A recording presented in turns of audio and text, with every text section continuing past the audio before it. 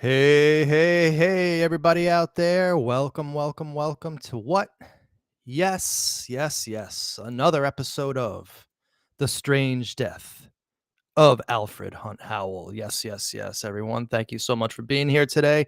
Super duper appreciate it. We see all the happy, shiny, happy people out in the chat right now. And so we just want to say big shout out of appreciation to all y'all out there in Alfred Hunt Howell land. And as you all know, I admit it, I'm obsessed with this case. Yes, I am. I admit it. I eat, breathe, live, and defecate this case. Yes, it just shows that I have a very inactive social life and all that in general. But no, I'm actually this case is perplexing, absolutely super interesting to me. And the things we're finding out about this case, of course, are kind of cool. And as you all know, I am so happy that you're all coming along with me on the ride of this. So we are at an interesting juncture, folks. We have brought into this discussion, of course, like Nikolaj opening up his mouth, these issues of the confessions, and all that. But in searching the documents recently, we came across a document which we are calling the 34th Precinct document. And it raises some very interesting questions. It brings up some what we're calling fires that either will burn or will be put out. And of course, that is the goal of today's show. We have some interesting things that have arisen in the case that we feel it's very, very important to bring to you guys in the audience before we continue on.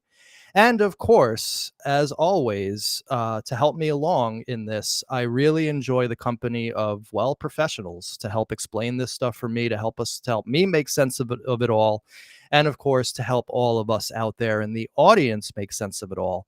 So without further ado, we're just going to bring in the man of the hour. This man has been invaluable to me, both in the Son of Sam days and, of course, now in the Howell case. We spend quite a lot of time together offline discussing the case and talking about it. And he's just as interested. I don't know if he's just as obsessed as I am, but he's just as interested in it as I am. And of course, we are talking about the great Book Club Warrior 22. Yes, yes, yes. Book Club. How are you, sir? Hey, what's going on, Manny? So once again, thanks for being here today. We really appreciate it. And we have to put out some fires today or just explain what we're seeing as some smoke today, because definitely some interesting things came up. Why don't you, give the audience a little taste of what we're going to talk about today while I swig on some tea? Well, it just seems, a lot of times when I'm sitting back and just watching that the train sort of veers off the track. And sometimes there's very easy explanations to things, Mm-hmm. having a little bit of background, I can, at least paint a different picture as far as, people getting totally, conspiratorial on things. And was there some sloppy police work? Yes. Um, you know, some of the things are very explainable. I know that 2 shows ago on a Sunday, I wasn't watching live, but and when I was in and out. There was a lot of things being said, and I was like, "Well, what about this? What about that? No, this could be this, and this can be that." So, Right. I feel almost like a firefighter now. Like I want to put out some fires and try to just keep everyone sort of grounded, because at the end of the day, after really looking at the case, with that being said, there are some other interesting things that have come up. But honestly, It's looking like a fairly cut and dry it's case. cut and dry. If anything is going to be a little weird, it's after the case gets opened up and what eventually happens. Right. Like, Because because Nikolaj changes his story several times. right, and that's been alluded to, like in the chat, from different, people that I've seen, that there's one thing that you can't prove, but it has to be looked into, and it has to do with reputations being almost kind of saved, and they kind of I believe in some ways the case was redirected behind the scenes.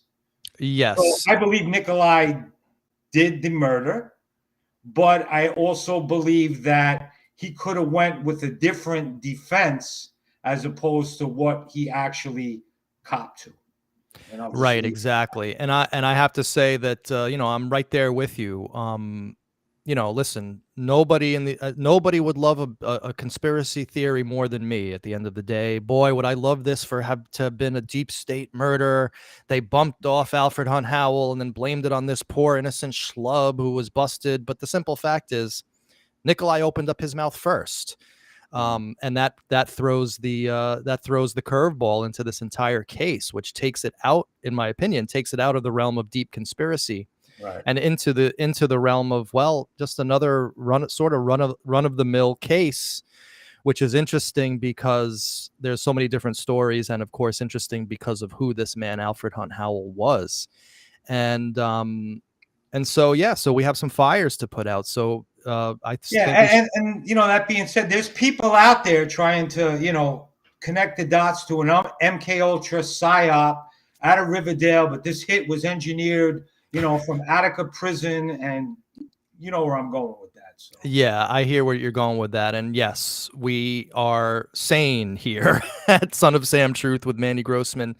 And we learned, of course, the importance of keeping a level head because of the Son of Sam investigation, how we all started out, and you yourself included, as a big time Maury Terry fan, and how we all slowly realized and came to the realization how duped we were in that whole thing. So we're applying those lessons to this case as well. And of course, it's necessary because this case arose out of the Son of Sam case. I don't think that there was any connection whatsoever, in my opinion. That's just my opinion. Although, I could, as you pointed out, Book Club, I could definitely see this guy Howell being part of like an Untermeyer crew, that type of stuff. yeah, But we have no proof of that. And so nope. far, we have not yet uncovered any evidence that shows any connection whatsoever between Howell and the people up at Untermeyer Park. Yes, the current head of Untermeyer Park lives in Howell's old house, and that's a curious coincidence. But yet, curious coincidences are not proof. And that's why we always enjoy the presence of law enforcement professionals like Book Club Warrior 22. So, Book Club, let's just get right into it. We have a lot to talk about today. It's going to be a very meaty show. So I'll just get started, Book, and of course we'll carry on the conversation when there's more to talk about. So what are we talking about here? Well, we're talking about a very, very important document that actually shows up twice in the Nikolaj Amann files. Interestingly, it shows up as a redacted version and as an unredacted version, and we're going to discuss that today in greater detail. But we're calling this document the 34th Precinct document. All right. And basically, we're going to get to the importance of it. But today's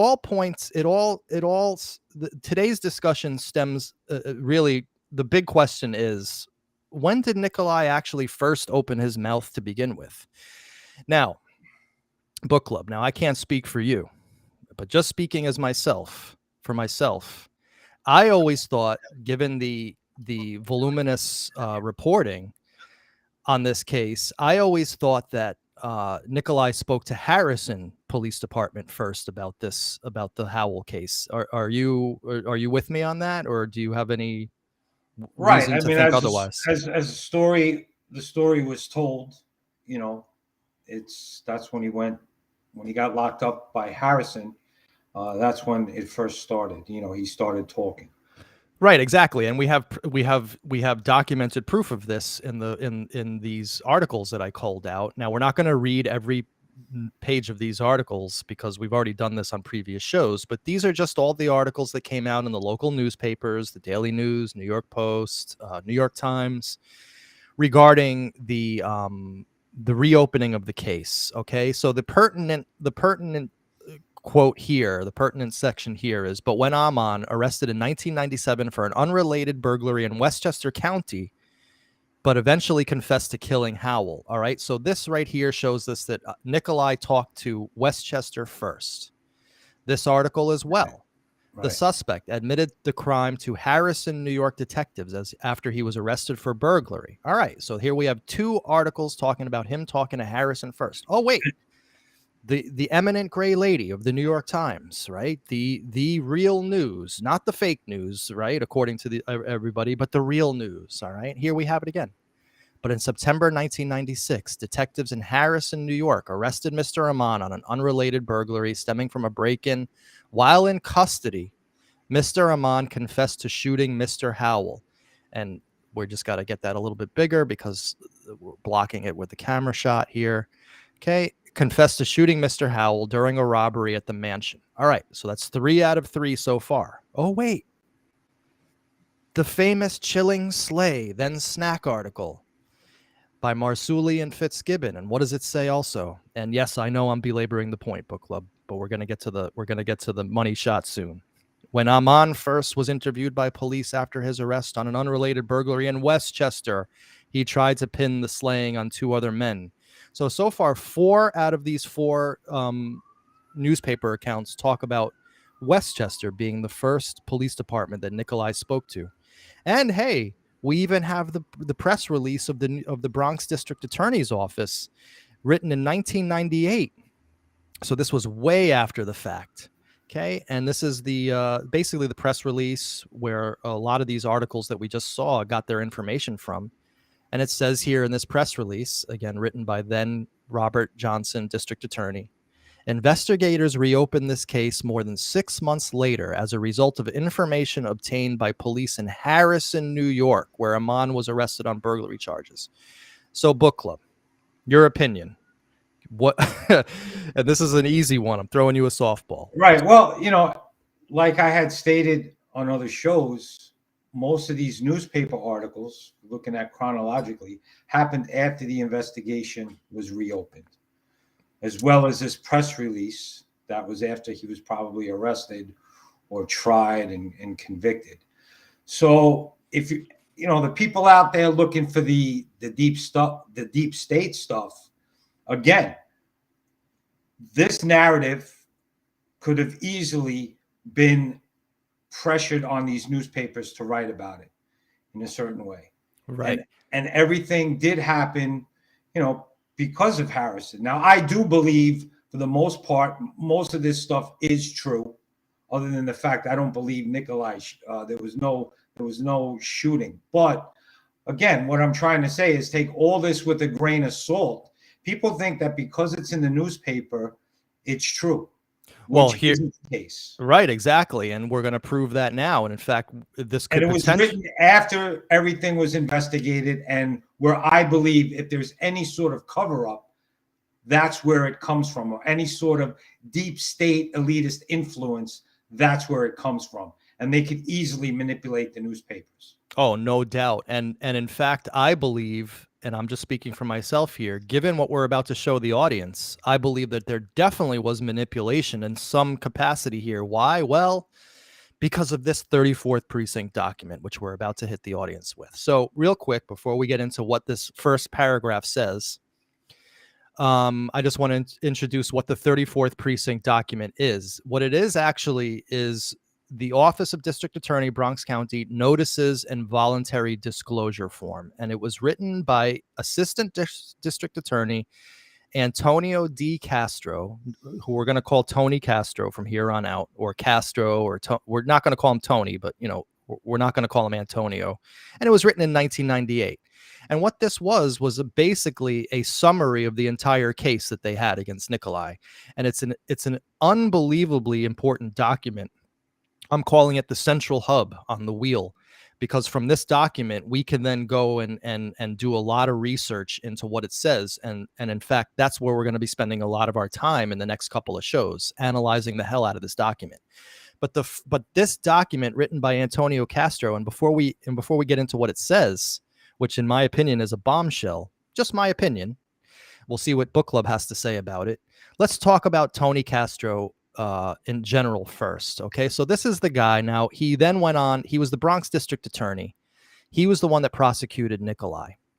He has been a practicing attorney for over 35 years. He began his legal career in the office of the district attorney, Bronx County. So during his 14 years as an assistant district attorney in one of the nation's largest and busiest district attorney's office, he acquired valuable experience. All right, so this basically goes on to talk about how he knows so much about major offense and homicide bureaus. He tried and investigated violent felony offenses, vast legal experiences acquired at the office. He was invited to lecture about DNA evidence, 2 decades private practice, so on and so forth. And then it says here, Tony was appointed by the town of Harrison, County of Westchester, as special prosecutor for the chief of police, and by Nassau County to represent the Nassau County District Attorney's Office. So do we need to talk about this at all, book club here? Well, like many people who start out, a lot of lawyers, they start out cutting their teeth in the, Bronx District Attorney's Office, any district attorney's office in New York City, any of the counties. And, if they're good, they move on to bigger and better things. And it looks like, Mr. Castro did move on to bigger and better things. Now, there's a lot of district attorneys I've known personally that look at it as a labor of love, and they're there for their whole careers. And, in my opinion, they're grossly underpaid, and they do a great job, or trying to do a great job, right, in prosecuting crimes. But for the most part, most people use it as a stepping stone, as, it's more of like an entry-level position. right. And people go into private practice, or they go into, private firms where there's more money, and, there's more rewards. So here we have him going, though, to the town of Harrison, which is, of course, central to the Amann case. And one of those things that make you go, Manny. And again, yeah, that's all we can really say about deep state elitist pressure or whatever. Draw whatever conclusions you want to draw to it. Exactly. Like, we're responsible reporters here. All we can do is say that he was appointed to the town of Harrison, okay, which is, of course, a central spoke of this Amann case, and he worked hand in hand with them. But we're not assigning any nefarious motives. We're not saying there was a quid pro quo. We're not saying any of that stuff. We're just pointing out the fact that this guy went from the Bronx DA. Now, I don't know if he went directly to Harrison, but he ended up as a pretty cushy position here, special prosecutor for the chief of police in Harrison, New York. And he went to Harvard College and Boston Law School, and he ran two of the closest races for Westchester County District Attorney in the history of Westchester County. All right. So that is who Tony Castro is and was, at least according to his resume. So let's get to the importance of this document. And this, to me, was a mind blower. Okay. Now, I don't know if anyone else out there is going to be as quite as impressed with this as I was, but I think that this is important to point out. So here's this document, and here's the first page. Okay.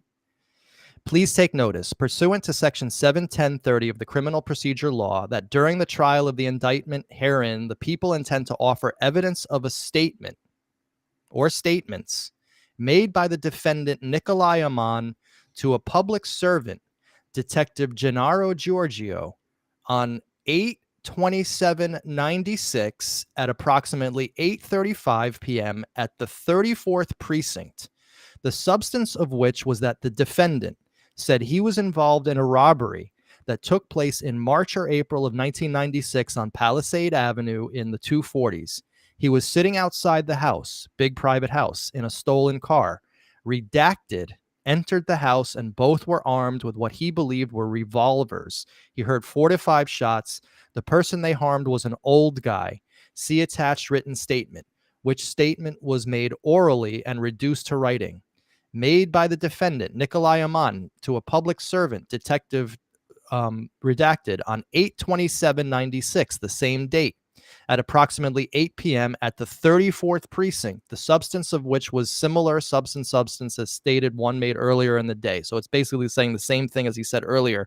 And then it goes on to say that Nikolaj Amann made a statement to a public service on 11/15/96 at approximately 1:30 at the Harrison Police Department. So here we have actually proof in writing, officially, that it was not, in fact, Harrison Book Club that Nikolaj made his first a confession to. It was, in fact, the NYPD. In 2 months before he's arrested by Harrison, he's talking to the NYPD at the 34th Precinct about this murder. And to me, this is huge because it means that NYPD was notified of this before Harrison brought it up to them. And the implications of this could potentially be nothing or could potentially be humongous. Give us your opinion of this.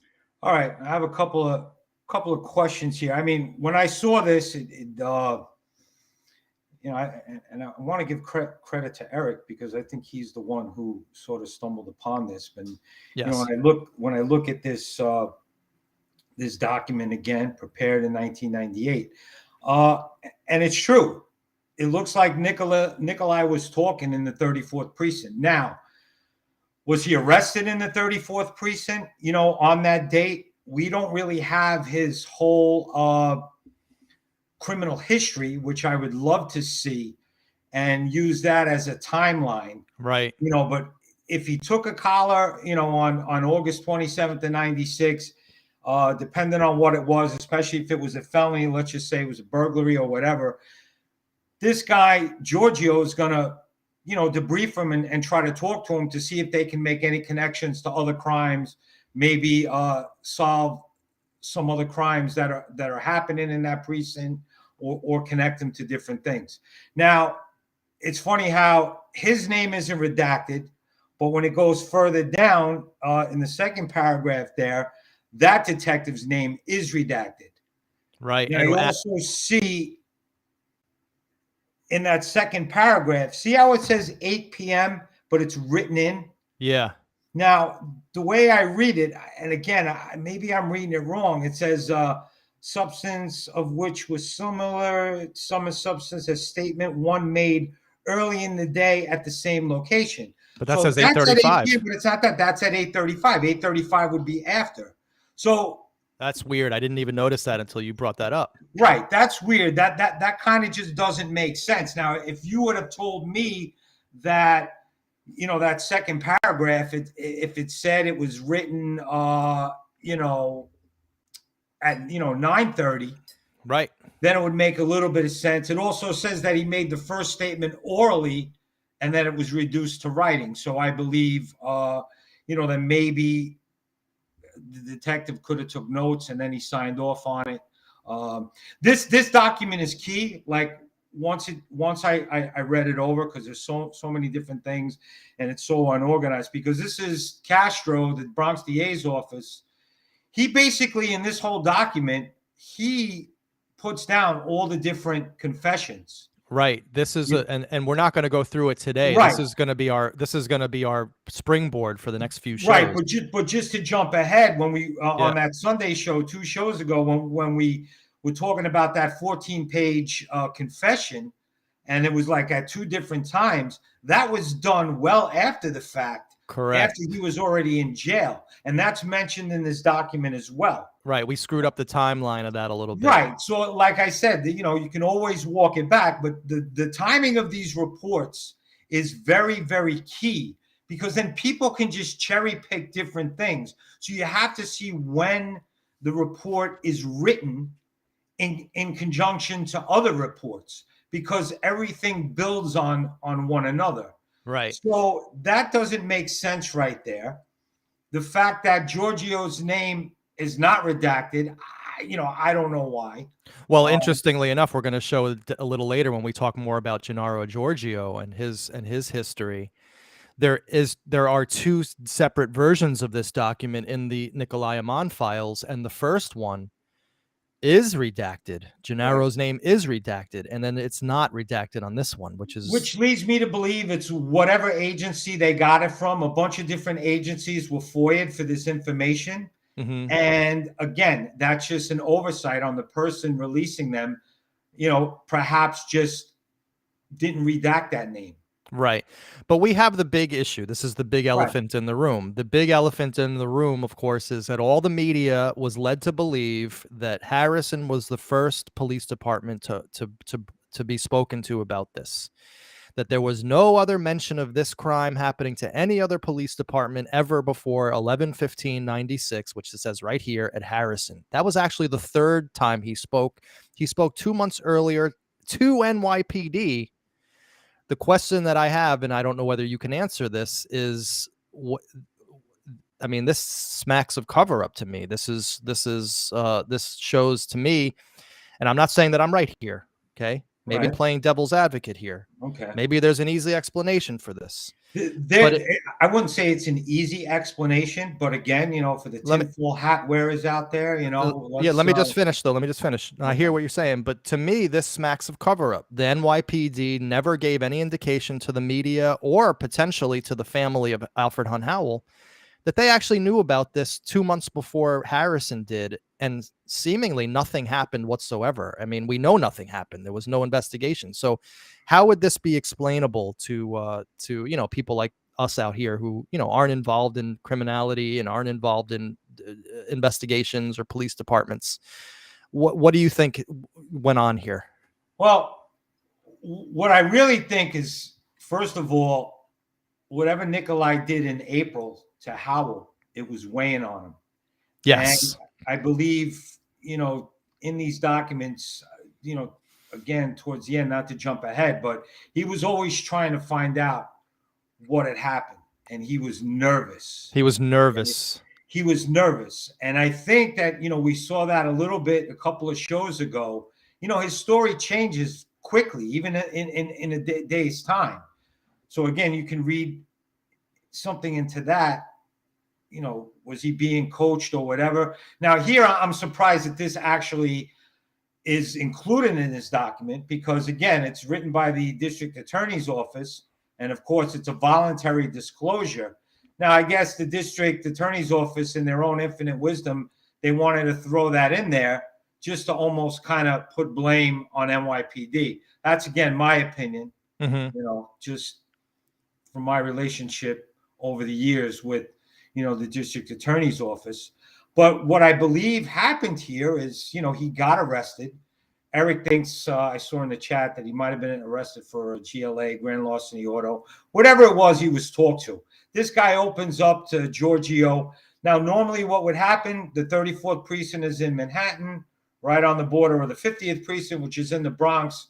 Giorgio would take this information and probably call over to the 50 and say, hey, listen, I got something going on here. I'm talking to a guy. He's saying something about a possible murder or things like that. You guys want to come down and talk to him, what it is. So now, again, I'm assuming, and I'm not Monday morning quarterbacking, but 50 Precinct compared to the 34th Precinct at that time period, 34th Precinct was very, very busy. A lot of drugs in there in Washington Heights and everything of that nature. So I think Giorgio calls over to the 50, lets him know what's going on. Detective there in the 50, not a real busy place, pulls the 61, which we looked at in the first show I did, sees it as an investigated guy died of natural causes. There was nothing really suspicious. And maybe out of laziness just said, hey, no, it's a suspicious death at home. This guy's full of shit. He's trying to, maybe get off of this charge or something like that. He's trying to give you something to work a sweeter deal. The only thing I can say to that, and I'm not disputing that at all. I mean, we don't know exactly what happened, so that's definitely feasible. But the only thing that I have to say to that is, if a policeman was notified at the 50th Precinct, if the detective was notified at the 50th Precinct, wouldn't he ask the basic question, which is, well, all right, it may be bullshit. We see that this guy died of a heart attack, but wait a second. How did this guy Nikolaj know about this in the first place? That shouldn't that question have crossed the mind of a detective? It could, definitely will. But again, I keep bringing up the fact of, you gotta take into consideration, the volume of busyness in a particular precinct. And some guys in not a busy place, they get lazy. We're always saying people are human. Right. in the world, like, there's so many people out there, and I love it. It's all black and white. It's black and white. It's good versus evil. Good should, always prevail over evil. And this is how it should be. And this is it. But in reality, and that's where I try to bring in reality, is we all operate in a gray area. Every day of our lives is a gray area. So it's great to hold people in this high esteem of, this is what's going to happen. It's right or wrong. It's black or white. But it's always gray. It's always gray. And again, that's human nature. You're going to have people who are going to do their job and do their job well. And you're going to have people that don't do their job well. And unfortunately, sometimes they all get paid, the same amount. The same amount of money. Yeah, depending on Giorgio was a first grade detective. Yeah, we'll talk about Giorgio in a minute, but interestingly enough, now these two documents were mysterious to me in our first couple of episodes. I didn't know where to place them because they didn't seem to make any sense. I saw the date 96 here, and I was very confused. Right. And I didn't have a clue as to what was going on here because it didn't seem to be taking place in November. But now that we know that Nikolaj was picked up by the 34th Precinct in late September of 96, right? He was actually August of 96. These are probably Gennaro's notes because it says here 8/27/96 over here on the side. And you're the one I believe it says 20:35 hours. 20:35. Right. So let's go look at this. Go back to that document there, the first paragraph. 8/27/96 at approximately 8:35. So that's which is 20:35 hours military time. Which is 20:35. So these documents we have answered that for my satisfaction that this was the initial reporting that Nikolaj did. But I believe the one to the right is the initial one because it's of the date. Yeah. And then now that other one, that could be from the 50 precinct. It says late September. So maybe someone did reach out to him. I don't know. No, but the thing is, I think it carries on here. Early March 96, Riverdale, Palisade Avenue, 240s, 4 to 5 shots, old guy, Nikolaj, and stolen car. Continued interview. I think that, and the handwriting's the same. Yeah. See what I'm saying? Mm-hmm. So I don't know for a fact, book club, but I'm assuming that this is the first part and it continues here. And of course, this is all redacted here. The subject was advised of his Miranda warnings by, probably Gennaro Giorgio, but we don't know, at 17:20 hours, this date, and agreed to answer questions. So this is what I think. Do you agree with me? This is the initial NYPD confession by Nikolaj. This is the first time he talks about it. Right. Again, I believe, he has remorse. It looks like he gets locked up for something. So he's trying to give, he's saying someone went in the house. So he's basically offering up people. And that's what he seems to do. Throughout all these confessions, he's always offering up people, trying to get the spotlight off of him. Right. Whether or not that's true or not, we don't really know. But based on, from what I've seen in the chat and with Mike Lorenzo's opinion, this guy Nikolaj is basically full of shit for the most part. I agree with you 100%. And I think he's just trying to take the spotlight off himself. But part of me thinks he's remorseful for what happened. Well, a guilty conscience. He was worried that they were on to him, and he, for some reason, that answers why he blabbed. Like he just was nervous about the whole thing. And there's a document that goes on to say why that. Exactly. He always wanted to find out. Right. It really wasn't publicized in the paper. It was just an obituary, right? All those articles came out after the case was reopened. So it wasn't considered a murder. And it was never investigated as a murder. We know that for a fact. And I don't believe he was shot. And I believe he got hit. He fell and he bled out. After the cops went there, they spoke to the doctor, different people. And that's how it was initially wrote up. So if this guy Giorgio comes across this in debriefing this prisoner, Nikolaj, and then calls over to the 5-0, perhaps, again, not to Monday morning quarterback, not to pass judgment, but the lazy guy, maybe he pulls it up and says, this isn't investigate DOA. End of story. End of story, right. Guy's full of it. So this is for the audience's sake. So this is what he said. This was so I'm putting this on record as the first as the discussion to Giorgio at the 34th precinct. If I'm wrong about that, I will correct myself at a later date. But I think this is the first time he spoke about it.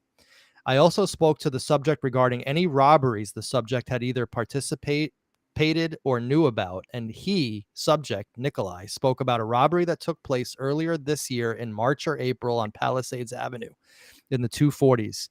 The subject stated that he heard 4 or 5 shots and that he was sitting outside the house, big private house, in a stolen car. The subject went on to say that Redacted went into the house. Both Redacted and Redacted were armed. The subject believes that the guns were revolvers. The subject states that Redacted and other one burglarized money hidden compartment, blah, blah, blah. So right here, he starts out, his first time he ever talks about it is blaming other people. Right. And his statement is pretty consistent too.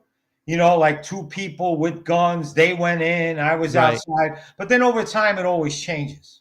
Right. Exactly.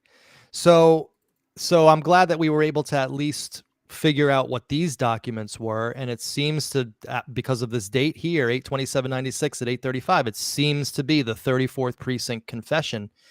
And again, I hear what you're saying about, you know, the lazy cop potentially.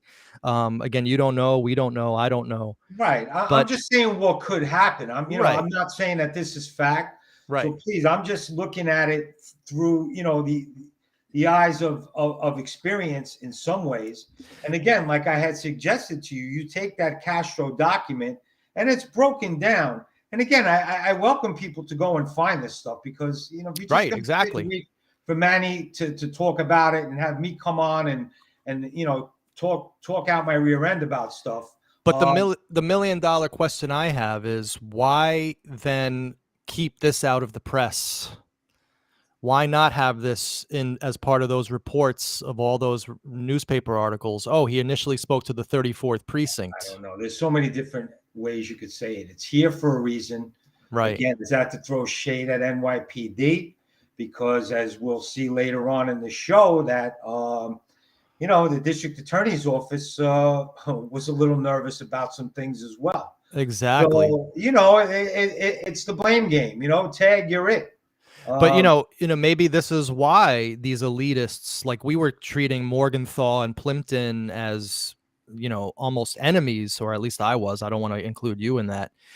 But maybe Morgenthau and Plimpton knew about the 34th precinct, and that's why they started putting so much pressure on NYPD to get their act together. They could have, and I believe that this investigation took a different turn because of what actually happened.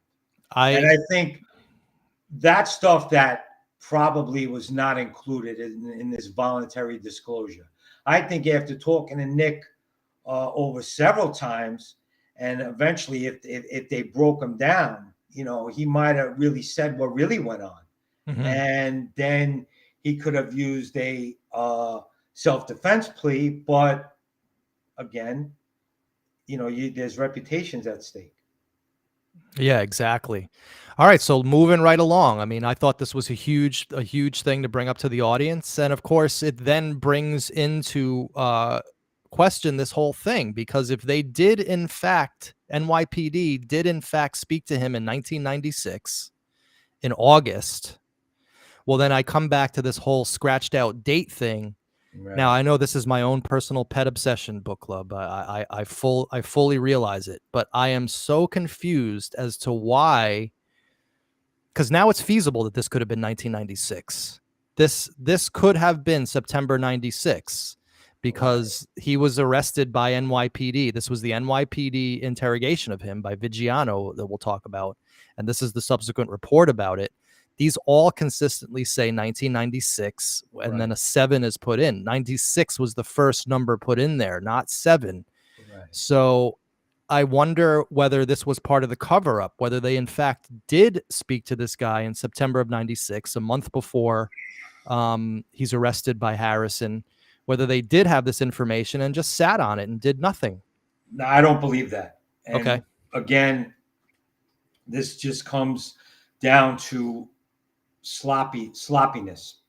And I think this was actually, I know Mike Lorenzo was in the chat on that Sunday, and then even Eric walked back that it just could have been, They had sloppy 96 on the brain. because again, September 11th, that bottom part, September 11th, 97, 2:45 p.m. You go back to the Castro document that we're looking at.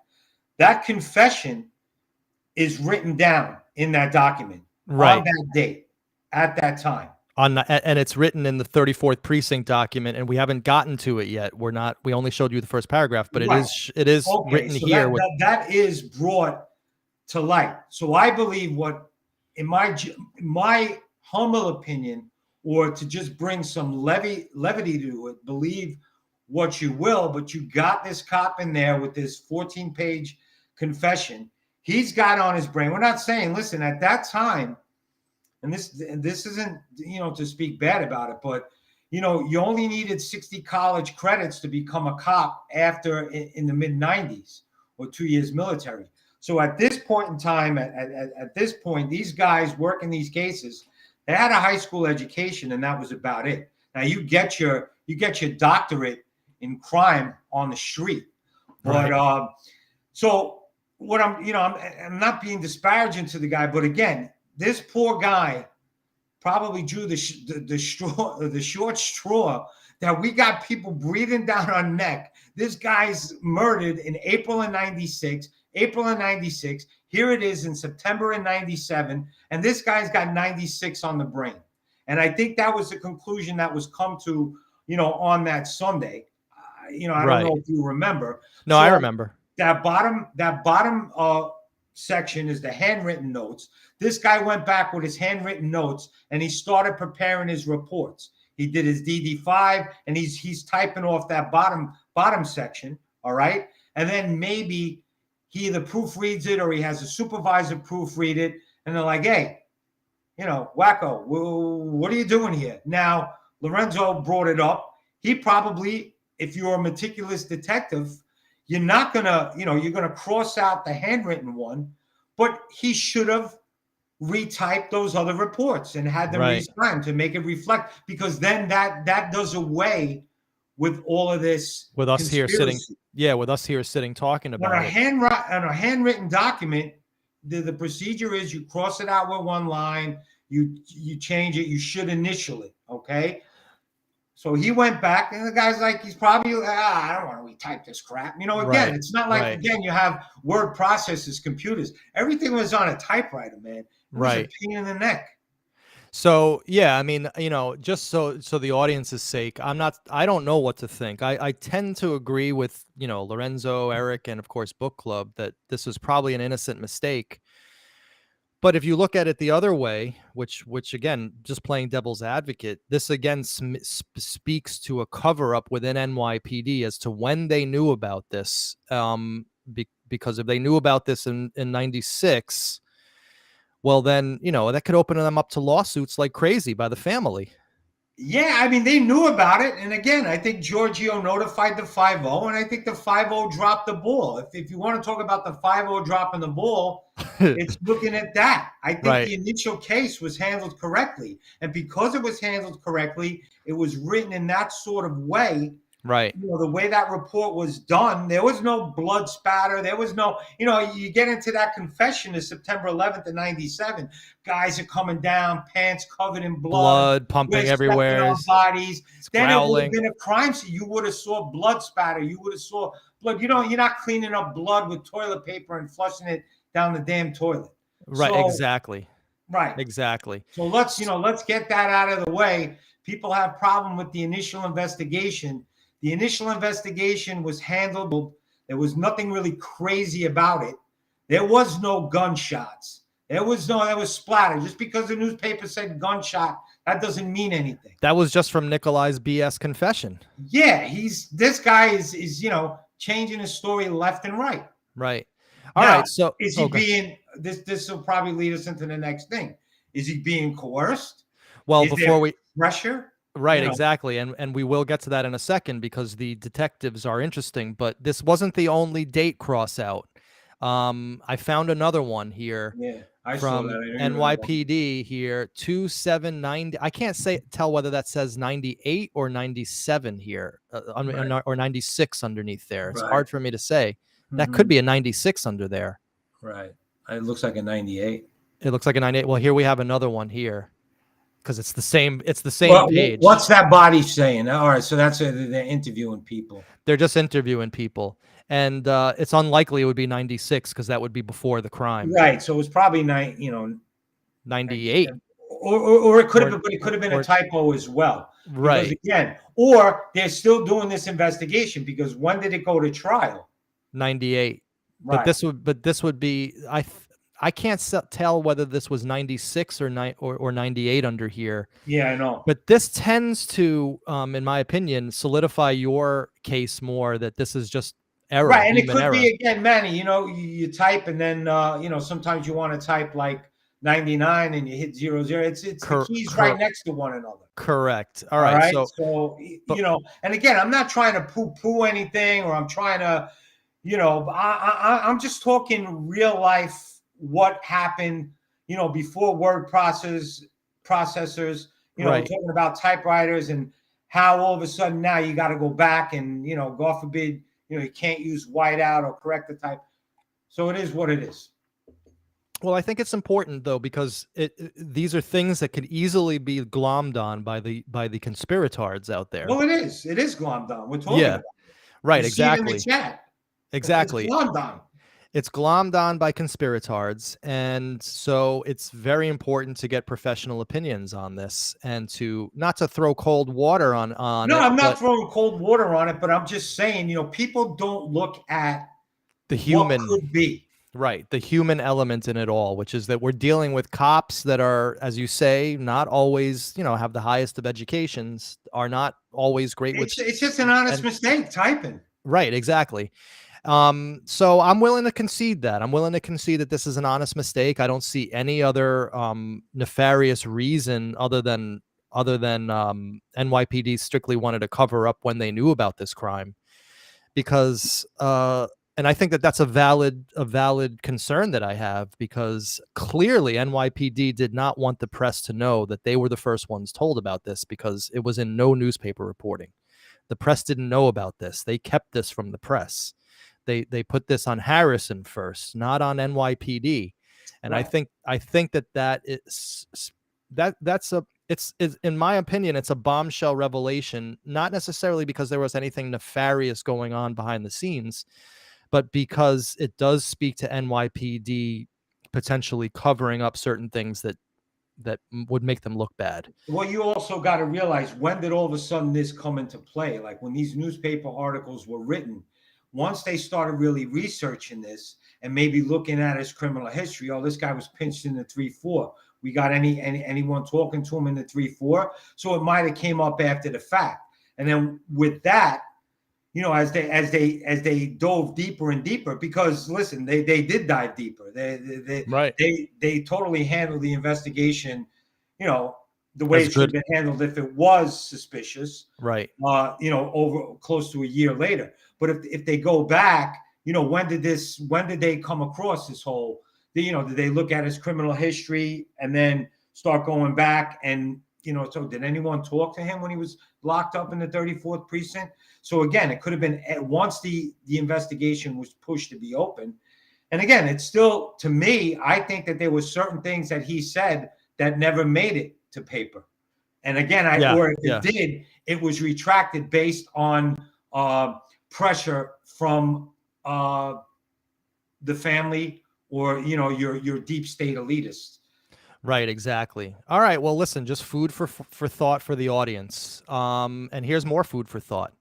So let's get into the actual detectives that are involved in getting Nikolaj's initial confession and also the confession in 1998 on September 11th. I'm sorry, September 11th, 1997. Detective Gennaro Giorgio and Detective Frank Vigiano. Let's start with Gennaro Giorgio. Now, again, Gennaro Giorgio is the detective at the 34th Precinct who Nikolaj spoke to on 8/27/96 at 8:35 p.m. And here's his name, Gennaro Giorgio.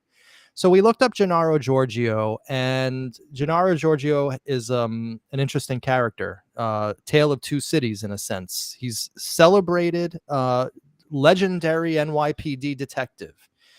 He's an actor as well. He was in many episodes of Law and Order.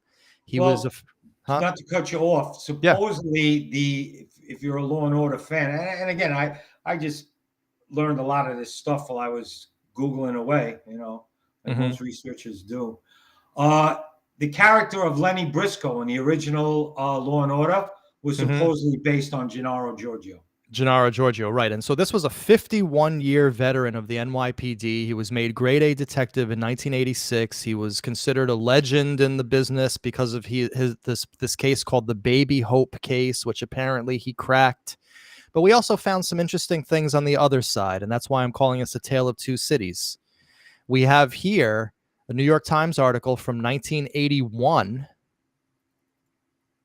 Witness denies any coaching of Crimmins. A detective denied repeated contentions by the defense yesterday that he had suggested possible answers to Craig Crimmins about Mr. Crimmins' knowledge. Okay. So this is about Detective Gennaro Giorgio, and he's on the defensive here. Quote, I never suggested anything other than he tell me the truth, the detective Gennaro Giorgio said more than once when asked in state Supreme Court about two lengthy interviews he had with the former stagehand. So here the detectives methods come into question, and here's even more stuff about this. Judge tosses conviction in 1981 murder of doctor. A man serving 22 years to life in prison for the murder of a Manhattan doctor has had his conviction overturned by a federal judge who cited errors made by the trial judge and questionable testimony. The investigation had been led by NYPD detective Gennaro Giorgio, who lined up a slew of prison informants to testify against Whitley. Many of the witnesses received considerable benefits for doing so, including drastically reduced sentences and even cash payments. Now, why I found this interesting is because in 1995, the two were indicted and tried separately, with each trial resulting in a hung jury. So this is in the same period that Nikolaj is encountering Detective Gennaro Giorgio. He's having all his convictions tossed out for having, questionable relations with the informants and making deals with these informants. So what do you make of this, a book club? Well, that's something that can't be overlooked. I don't think Giorgio was ever arrested or anything like that, but they No. overturned convictions. Again, it's the real world. I'm not sugarcoating it. It happens, right? We had the mafia cops that were doing hits. Right. All right. This is real life. So again, for the people who live in the land of unicorns and rainbows, unfortunately, this is real life stuff that happens, and a lot of times you're gonna take crimes that happen, a detective with a busy caseload, and you're gonna try to patternize everything. So you're gonna look at burglaries, right? And you're gonna look at commercial burglaries, and you're getting all these laundromats are being hit in this area, and this is what's happening. But then you got like a restaurant that was broken into, and it really doesn't fit the whole pattern, but it's because of the vicinity and when it happened, they kind of throw it in there, and then they get someone to confess, and and then they're throwing these other crimes just to clear their caseload, and sometimes it's true, but I've seen it in different cases where it's like, well, this one doesn't really seem to fit, Right. or the guy gets charged with it, and at the end of the day, nothing happens. You got to understand something. Like, the Bronx was a revolving door back then. The criminal justice system is a revolving door. If you think it's bad now, it is, but it wasn't much different back then. Mm-hmm. So, this is the facts of life. I mean, this is what happens. And you're going to see it. Now, the great thing about it, this guy, Giorgio, and the guy we're going to bring up too, Vigiano, after they retired from the NYPD, they went on to work for the district attorney's office in either in the Bronx or Manhattan. Believe in the Bronx. Right. So, it's brought up. So it was if he was convicted, or if these anomalies happened in the mid 90s, and then he retires, but then the district attorney's office hires him anyway. Right. You know what I mean? So it's Right. like, it's kind of, but again, you know, like when people question the black and white, that's the gray area. Well, That's the gray area.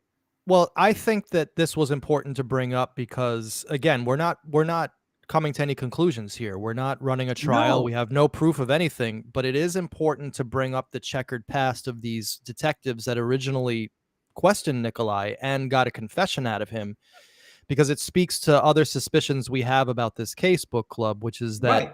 what really happened in that house did not make it onto a piece of paper, and that another Well, story again, was put out. speculation. Not my opinion. I believe yours. I know there's other people out there that I've seen. You know. Right. So, and then we have, of course, the issue that the fact that Gennaro Giorgio's name was redacted on one of these versions. Now, it doesn't necessarily mean anything, but this is the same document as we showed before, the same 34th Precinct document, but there's a redacted version, and in that one, Gennaro's name is taken out. So somebody wanted this guy's name. Either that or whatever agency this information might have been, FOIA'd from the district attorney's office, and it might have been FOIA'd from, say, NYPD. Right, so and then they just didn't redact that name, right. Or depending. Again, is it a smear campaign against Giorgio in a certain sort of way, not to redact his name? If that office came from the district, if that document came from the district attorney's office, you could beat yourself silly. It's interesting to think about the human element behind all of this. But there's always a human element behind it. Exactly. And I think that's the importance of today's show. So we have some other fires to bring up. Of course, the first one is related to the one that we just brought up, is this whole issue of Detective Frank Vigiano. Now, before we get into who Frank Vigiano was in this case, let's just look about now, I'm sure that Frank Vigiano also had heroic things that he did, and was also a stellar policeman as well in certain cases. I don't believe this guy was the devil incarnate, but we are bringing up some issues with Detective Frank Vigiano that'll become important in a second. So here, Bronx Justice News, detectives linked to 3 false confessions drew scrutiny in other Bronx cases. The retired Bronx detectives who coerced a false confession from Hugh Barton, the man recently exonerated in the murder of his own mothers, have seen their tactics repeatedly challenged in connections with other homicide investigations. So one of these detectives that were involved in coercing false confessions is Sergeant Frank Vigiano. Okay, so here we have Frank Vigiano. Here we have another Bronx DA investigating possible false confessions in 31 murder cases. Okay, a man serving 22 years to life in prison for a murder of a Manhattan doctor has had his conviction overturned. And who was the detective involved in this? Frank Vigiano. Okay, this guy spent 20 years in prison after being coerced by Detectives Stanley Schiffman, Severly Jones, and Frank Vigiano into falsely confessing that he stabbed his mother to death. Now, why do we bring up Frank Vigiano? This is why we bring up Frank Vigiano. On September 11th, 1996, or 7, right, at the Adirondack facility, statement to Detective DC, I'm not quite sure what that means, Frank Vigiano. So Vigiano is one of these cops, one of these detectives, now working with the Bronx District Attorney, who is involved with getting a confession out of Nikolaj. And so, interesting that these two. Now, therein lies my question. When did this come out? With these coercions, they overturned 31 murders. What was after? Again, this guy has this stellar record. He retires July 2010. Right. So again, the district attorney's office. He's working for the district attorney's office. He retires from the NYPD. The only reason why I say that is those 3 guys. They said that they were from the 47th Precinct. When I started my career, that was my first command. I was there less than 2 years. I didn't know a lot of people. I was young. One of the guy Stanley, I seen a picture of him, and it sort of rings a bell. He's familiar. He might have been there when I got there. But what I'm trying to say, those other names didn't ring a bell to me. And they looked like they had already been retired and was working for the Bronx District Attorney's Office. Now, again, this doesn't come to light until 2010. So they did what they did in the NYPD. They become legendary and famous. They parlay that into a job with the District Attorney's Office, Right. And they continue their, whatever the hell they're doing. Their modus operandi. And then at the end of the day, what happens? It all comes to light, and right, just which is wrong. People went to jail for all this amount of time, but now we don't have to worry about that because nobody goes to jail. So yeah, exactly, right. Everything's cool. But again, we're not casting aspersions on Viggiano here. We're not saying that he definitely, in this case, coerced a confession out of Nikolaj, but it is something that it's possible. Right. We have two detectives who were notoriously known for coercing confessions, and convictions are being tossed out in 31 cases. And these happen to be the two people that speak to Nikolaj. Gennaro, I'm not so concerned with because that was the first one, but Viggiano, I'm concerned with. You're working now. Viggiano's working for the DA's office. And again, my gut feeling, my speculation is that, the district attorney's office was like, hey, we got, this is what's going on. This guy's got a cop to this. Right. And, further down the line, I find inconsistencies or, again, gray areas or areas to really speculate once the district attorney's office reopened the case. Right, exactly. And gathered evidence. So everybody out there, I just want to open up the lines in case anybody wants to call in. The call-in link is in the description. And Ruby, if you're still with us here, or anybody, if you want to just copy and paste that into the actually, I can do it over here. And this is, of course, if you have any pertinent questions, any questions that you feel are going to advance the conversation. We're not going to be talking about Son of Sam, and if you come on and accuse me of being in the process, you're going to immediately get blocked. So anyway, we just want to open up the lines just in case. So we just have a few more issues to bring up here that you wanted to talk about. And the first one that we're going to talk about here is this whole issue of the slain state trooper, because Eric brought this up in our last show that we did together, and I hadn't heard of it, and we weren't quite sure what to make of it, and we were wondering whether it was involved or not and why this whole issue came up. So you found out a little bit more about this, and why don't you talk to the audience about it? Well, again, shout out to Eric, because Eric, I will say that I am usually on the opposite side of the fence of Eric most of the time, but he does always come up with these nuggets. And I was like, what is he talking about when he brought that up? I'm like, I don't know what's going on. I love the guy for what he brings to the show. So I started going through, over 400 pages of documents, and I found it. And basically, in a nutshell, it seemed like it was an article that was faxed to, I believe, Tony Castro. Tony Castro. So this was an article that was faxed to somebody who we don't know. Hope things are going well in the Nikolaj Amann case. Given your interest in prisoners being erroneously released, I thought you might be interested in this article. And this is a reprint of the article. It's not the actual article, but it's from October 13th, 1999 by Scott Sunday in the Seattle Post-Intelligence Reporter. The man accused of killing a Washington State Patrol trooper likely would have been in the custody of immigration officials at the time of the slaying if normal safeguards had been taken. So take it from here, book club. Yeah. So again, did this come from above? And when I mean above, your deep state elitists. Again, if this guy, Nikolaj, was, because, he did do some prior prison time before he murdered Howell, I believe. In the grand scheme of things, he was a resident alien. He committed a felony. He should have been deported. He should have been deported before this ever could have. If he was deported, then he wouldn't have been around in April to kill Howell. Right. All right. So again, we're going black and white, but we know it's the Bronx, and it's always gray. It's always gray in the Bronx or Manhattan, or for that being what it is. Okay. So the guy really should have been deported. in a perfect world, but he wasn't.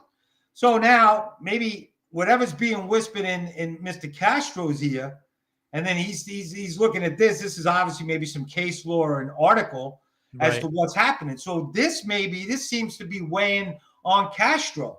Right. Because if this guy walked without getting deported, then it's like, oh God, the murder could have been prevented. Another slip up so of you the look system. at it like that in black and white. But again, it's always gray, and it's the revolving door of the criminal justice system. So when people ask questions, why, if not this and that, because that's just how it is, and you'll drive yourself crazy if you're in that line of work and you're trying to get yourself crazy over different things. Sometimes things are wrong, but hey, you just got to bite the bullet and move on for your own self-worth, because you're a peon in all of this. Exactly. So it seems like that this whole thing, this whole thing about the slain state trooper had zero to do with the Howell case. Right, it had zero to do, but it brings a little bit of clarity, because maybe that's weighing on Castro's mind. Again, I'm making all speculation here. Right. Maybe this family is starting to whisper stuff in there, and then let's just take it one step further. Well, listen, we need him to cop to this, that he did this, and if he cops to this, then maybe there's a job in Harrison waiting for you. Exactly. I mean, again, speculation. We can't put it out of our mind. And just for the record, I want everyone out there to know publicly that I have tried to get in touch with Tony Castro. I've emailed him. I've left him voicemails. I've messaged him on Instagram and Facebook. I'm sorry, just Facebook.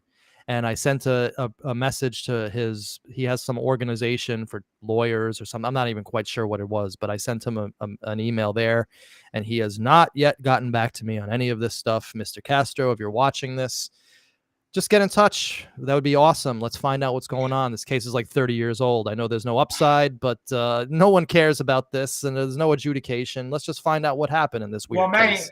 I gave you one avenue to explore. I don't know if you explored that. I did. I haven't found out yet about that. And just like Mike Lorenzo said, this guy's never talking. Well, let's not jinx us. Let's not jinx us. Maybe he'll realize. I'm not going to jinx it, but Yeah, I mean, there are people to talk to.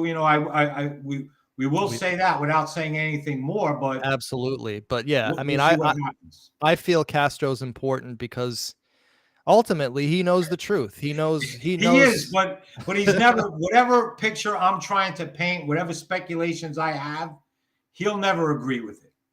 I agree with you on that. And hey, speaking of legendary people in the business, we have the man himself who is called in at just the right time.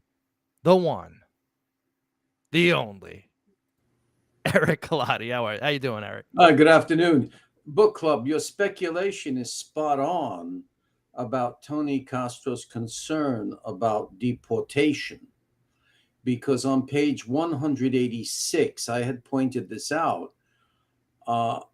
He was faxed a document, but the name is blocked out, about erroneous judgments of deportation. Right. That's this document here. That's this one right here. Yeah, that one. So he says, I hope if you down below, I hope things are going well, given your interest in prisoners being erroneously released. Right. That was a concern. You're right, Book Club. That you're spot on. That was a big concern for Castro. Now, the other thing, Book Club, I want to ask you, you had concurred that yes, the 34th Precinct, upon hearing his confession and talking about a case in the 50th Precinct, would definitely, as my source said, have notified the 50th Precinct. They had a duty to. Now, I asked my source in law enforcement, I can't name him, not because I mistrust you or anybody. He's asked me to do that. He's still functioning.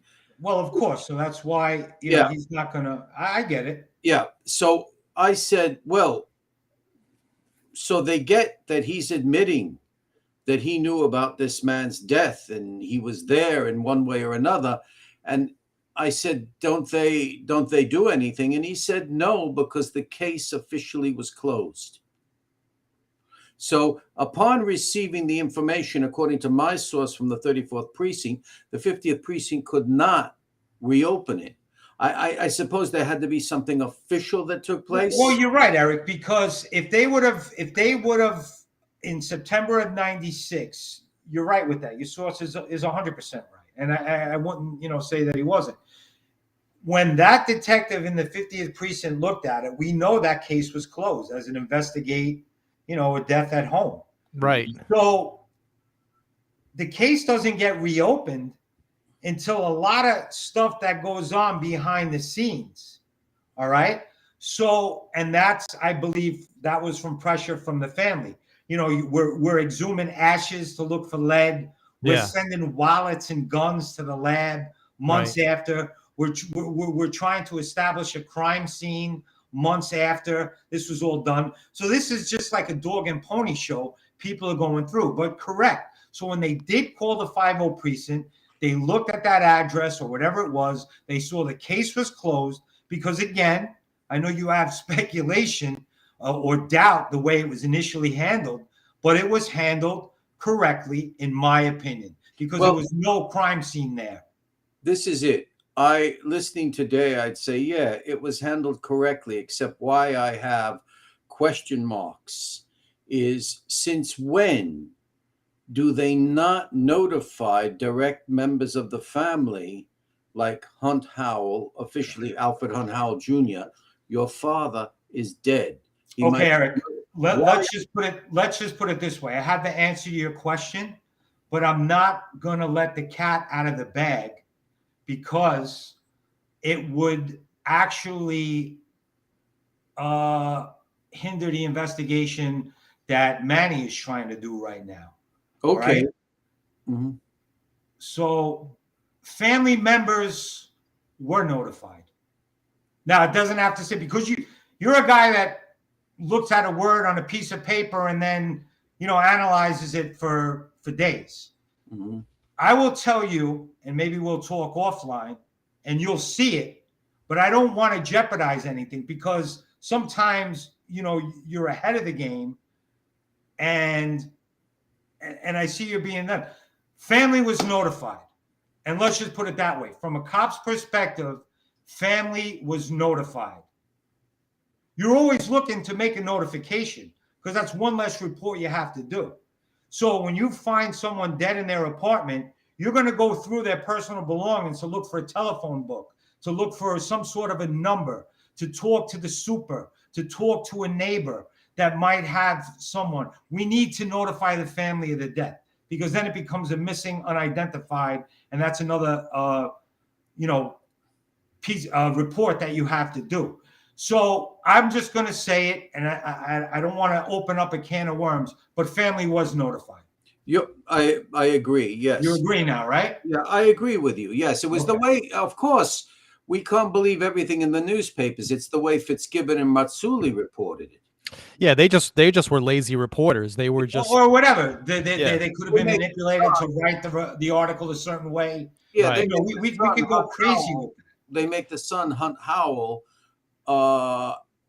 They conveyed to us that they were left in limbo, because then the way they connected in the article is that they couldn't get any help until they went to a Bronx County Superior Judge, Brendan. Right. Well, they did. They went. They used their powers to do it. But we're in agreement. Family was notified, and then they used whatever influence they had, whether it be in the press, whether it be with the neighbor who was in Manhattan, the current sitting Manhattan district attorney, to really put the screws because, whatever happened.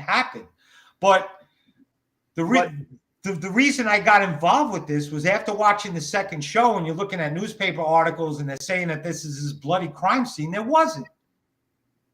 It wasn't. Yeah, I agree with what my source said. He was laughing, not to make fun of the dead. He said, this doesn't make sense. You carry the man out in the sheet. Where's all the blood? Yeah, where's the bullet hole? There was blood. He was blood. He got hit in the head, or he fell and hit his head, and he And there was bled. And he there could was have some laid blood. there for hours after the fact. No, And we're there's all talking kinds about of stories one to of the bring up with reports that. is there's But a lot again, of I don't blood. want to go into stuff that We're there's gonna still get avenues into. to explore there. Right. Well, All right. the two things I want to bring out the point though about it was actually Dr. Calvin Plimpton. Maybe I imagine he was involved with the family. It was Plimpton who notified Morgan Thor, the New York County District Attorney. They all lived there, saying, Correct. help us out. Right. Give some influence to open this up. We have to find out. It seems to be two parallel openings of this case that finally converge. True. It seems like nothing really happened with NYPD until the influence of his friends came in. Yeah, and unless there is misreporting, I still find it very odd that Bronx County judge gave the family, Hunt Howell and the family, an attorney at law, Lawrence Sheenan, to represent them, to help them. And later on, supposedly, unless there's a big error, he is the defense attorney for Nikolaj Amann in the beginning. I have no explanation for that. It is odd. I don't have any explanation for that either. But Isn't again, that's that where a conflict of interest? Of course it is. But Benny, didn't you reach out to the guy and he said he didn't represent him for that long? No, that was a different lawyer. That was a guy named Mitchell Schumann. He was just his public defender, and he was only there in case they were going to get a death sentence. They were going for a death sentence, and as soon as he found out, as soon as he found out they weren't pursuing death, he was off the case. So he didn't have much to say. So Eric, I want to move on to our last subject, and so we can pull this out. But real quick, Justin Moore has a question for you. Have you gotten any more messages from Fuzz? No. He didn't get in touch with me because he's trying to figure out what more to say to me, you see, because he's waiting to contact in the spirit world Moloch, you see. Hey, you just turned Fuzz into Tom Turkey. You gave Fuzz a southern accent. All right, Eric, we'll see you on the next show, my man. All right. You see you. Right. Thanks. Bye-bye. Sorry, I cut him off before the end there. But anyway, yeah, good call there. And so, Book Club, we have one last topic to go into for the audience's sake. And this, of course, was brought up in the last show that we did about the confession. And this was the whole thing about the mystery police courier that everybody went crazy about. And just so quickly, we know what we're talking about. This was page, 8 or 9 of the confession that Vigiano took, the one in question that we're talking about today. And he goes, I forgot to tell you about the tool I took from the Toyota.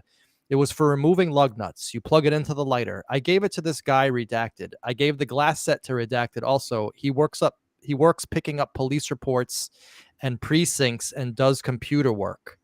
Let's just read it here. He works picking up police reports at precincts, and does computer work. He is blah, blah, blah. All right. So everyone went nuts about this, that the police were involved, that the cops were involved with Nikolaj. Explain what's going on here for everybody. All right. Again, simple explanation to this. First of all, I think that's just Nikolaj bringing one more person in. I think we already know that he probably brought in a lot of other people where giving cops things to do, call these people, track people down. So in my heart of hearts, I just think he threw this guy under the bus. Up until, well, you always could do it. If you were involved in a motor vehicle accident, all right, you would pick up a police report, the police accident report. We call it a PAR. So a lot of times, you know, you going through your insurance company. Your insurance company is telling you got to get the police report. And back then, at that time, up until recently, you had to pay $10 to the NYPD to get an accident report. That's insane. Right? So you would go in there with your money order to get the accident report. And listen, trying to get an accident report is always a pain in the neck. And then, you know, I had to do it on my own. Upstate, I got into it. I went in there. They charged me $0.25 once for a photocopy, but you know, the city's charging $10. So now they don't charge at all. And a lot of agencies right now, you can also get it online. You know, they've made it a lot easier. But right. so what would happen was sometimes a lot of insurance companies would hire a retired guy, so to speak, or a person. A lot of them were retired cops. And they would go to the precinct and they would try to get, the accident report. And, when you go to the precinct, even to make a report, it's a pain in the neck, especially if it's a busy place. People spend hours. They love to hang out in the police station, and then they get nothing accomplished. A lot of these guys that work for the insurance agents were retired guys. So they would come in, yeah, I'm retired, whatever, I need the report. And, you get the reports. If you were on the desk that day, or one day I had injured my shoulder, I was in this one room, they called the 124 room for a while, a couple months. And, you'd have to do clerical duties. And you get the reports. And listen, again, you're a retired guy. You're going to charge a guy for 2 accident reports, $20 NYPD. Hey, make a photocopy and give it to the guy. Right. And listen, I felt bad for people sometimes. They would come back and forth. The cop didn't hand the report in. Really? You're going to, here, little old lady, here's your report. Right. Don't worry about the money order. Please, just get out of here. I'm sick of seeing you. You've been here like every day for the past 5 days. We finally got your report. I'm sorry. Here, forget about your $10.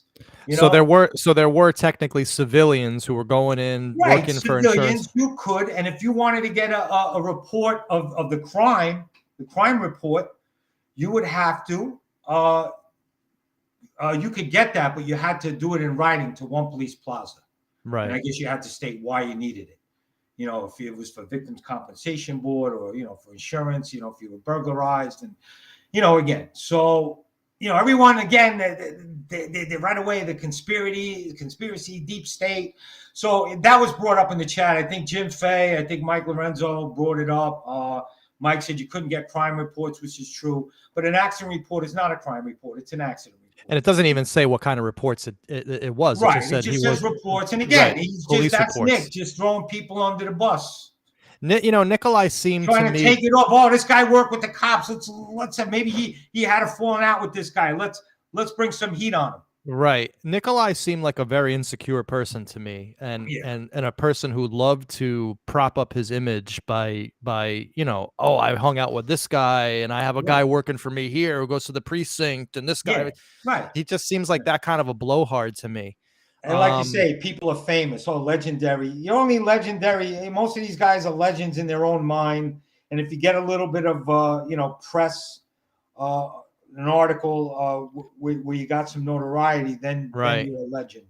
So this whole thing about the police courier, we shouldn't be thinking that he had an inside guy at the 50th precinct, and there was all this corruption between Nikolaj and the 50th precinct. That should not be an right. issue. You can think whatever you want to think, and people are gonna think. People are gonna think that Berkowitz ordered this hit from Attica. But I'm just here to tell you that this is the real world. This is the real world. If you were involved in an accident, Manny, back then, you could have went to the precinct with your $10 money order, and you could have got what's known as a police accident report. Well, the question I have is, absolutely. What report could Nikolaj have even gotten from the police that would have helped him in his criminal activity? Nothing. Absolutely nothing. If he knew a cop, could you? Let's just say, all right. Let's get all speculative. Hey, listen. I know this guy that died at 4602 Palisades Avenue. Are they looking at this? Oh, what could you do? Run it in a computer, pull the report back then, look at it. No, it was old guy that died at home. But that person, the courier, could not have gotten that report. Right. So Nikolaj is just, and Nick wouldn't have been bringing it up if he had inside information. Because if he had inside information that the case was closed and it was classified as a death at home, and there was no suspicion whatsoever, then he wouldn't have been talking about it when he got pinched for other stuff. Right. Again, great point. He didn't have this inside. Slips when they're in the box with the detective. They're willing to sell their mother out for a better. Right. Deal. Well, in this case, he sold himself out, and again, opened up his big fat mouth. So anyway, book club, great show. We really covered a lot today, and I think this was a very weighty and meaty show, and also a very important one as we transition more into studying this very important 34th Precinct document. and hopefully start getting some people on board who were friends of Nikolaj, confidants, maybe even Nikolaj's girlfriends. You never know who's going to come out of the woodwork. So Or people connected in more ways, than one. correct. So any final words before we take it on out? Well, again, thanks for having me. I mean, I try to, I always try to stay in the shadows, but when I see the train going off the rail or the fire, you want to put these fires out. You want to bring some clarity. You want to tell people just a different scenario, or this could be. Not that I'm saying it's right. But instead of people just jump to that conspiracy right away. When most of the times it's easily explainable. And I think that is a huge, huge service because as we like to do here, and as you know, Book Club, we like to stay within the realm of the real world and within we don't like to, go nuts, as to use a colloquial phrase. So, all right, Book Club, hopefully we'll see you again soon. And I'm going to take the audience on out. I'll see you at the on the other side of live. All right. All right. Cool. All right. Thanks. All right, guys. Well, great show. Of course, our pleasure to have the great Book Club. We are so thankful when he comes on the air with us, and we really enjoy his input because, as we said before, it is all about keeping our heads on straight. We're dealing with a crime committed by a real person that had did it have real forensics? We don't know, but it's looking as if the initial investigation was totally legit, and it's looking as though the picture that's emerging is that somehow or other, Nikolaj, for some strange reason or one another, gave multiple different stories as to what actually occurred. And of course, then the big question is, were any of those confessions, were any of those recountings of the tales, were any of them true? I have my opinions. Book Club has his. I'm sure you guys have yours. And of course, that's what we'll be dealing with as we continue on with the strange death of Alfred Hunt Howell. All right, guys, we'll see you at the next show. Take care. Thanks.